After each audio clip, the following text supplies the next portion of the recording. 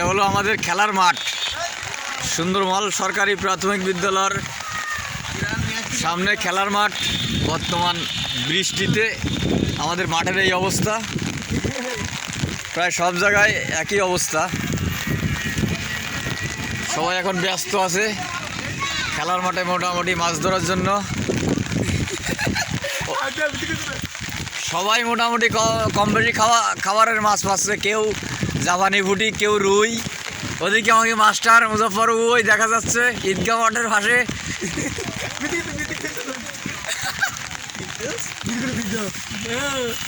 15-20 জন মোটামুটি আছে মাঠে। কেউ কারেন্ট জাল পাচ্ছে, কেউ কেউ আর খেওলা চালায় গোলের মধ্যে জাল। এ কি হ্যাঁ, গাউস ভাই গোলের মধ্যে গোল দিয়েছে।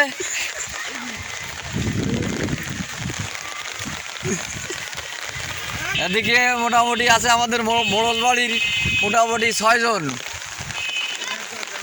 হইল নুর ইসলাম ভাই, গাউস ভাই, হইল মাস্টার, ওই হালিম ভাই, ওই এই আলিম ভাই এই পাশে, ও পাশে দেখতেছেন তারা দাদুর গেরের ওই গিরার অমনি মোটামুটি পুকুরি যেমনি যেমনি মাছ আছে, কেউ খালি হাতে ফেরবে না। ওদিক ছবি কুচুর আছে মোটামুটি বাগানে হাতটা দিছি। হ্যাঁ, ওই যে রুই, এই যে দেখা যাচ্ছে দর্শক আপনারা দেখতেছেন কিছুক্ষণের ভিতরেই মোটামুটি আমাদের সামনে হাজির আলিম ভাই রুই মাছ নিয়ে। হ্যাঁ রুই, রোনা সরি গ্লাস কাপ, রুই না গ্লাস কাপ হয়েছে। হ্যাঁ মোটামুটি এই যে প্রায় বন্যায় চলে যাচ্ছে আমাদের এলাকা। 4 কেজি ওজনের রুই। সাবুদ্দিন ভাই, ভাই মোটামুটি সবাই আছি আমরা লাইনে। হ্যাঁ সবাই মারা হওয়া বলো।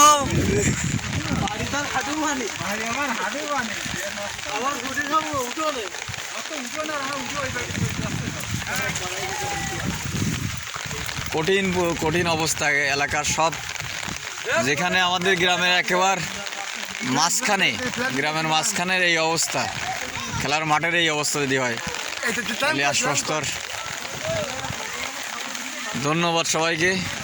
আল্লাহ তাআলা আমাদের অতি শীঘ্রই ওই আর একটা পাওয়া গেছে রুই মাছ। মোটামুটি সবাই কম বেশি মাছ পাচ্ছে যা দেখলাম। সবার ওই আর এক চাষি সেও ব্যস্ত, এটা আমার তো ঠান্ডা লেগে যাবে, এই জন্য আমি জাল নিয়ে বেরোলাম না। আমাদের ঈদগাহ মাঠের অবস্থা ওরকম, পানিতে তলানো। এদিকে স্কুলে, ওদিকে মন্দিরের সামনেও তোলা গেছে সব। এলাকায় নেটও নাই, বিশেষ করে কালকের থেকে আসার পরের থেকে নেট নাই, কোথাও কলও দিতে পারতেছি না।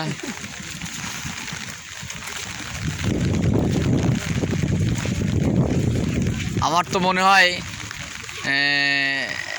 আমরা এই স্কুলের মাঠে এখন নৌকা বাইচ, ছোটো করে নৌকা বাইচ প্রতিযোগিতা দিতে পারি।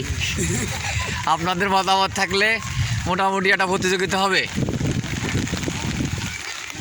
ধন্যবাদ সবাইকে, আবার দেখা হবে আপডেট কোনো কিছু নিউজ নিয়ে।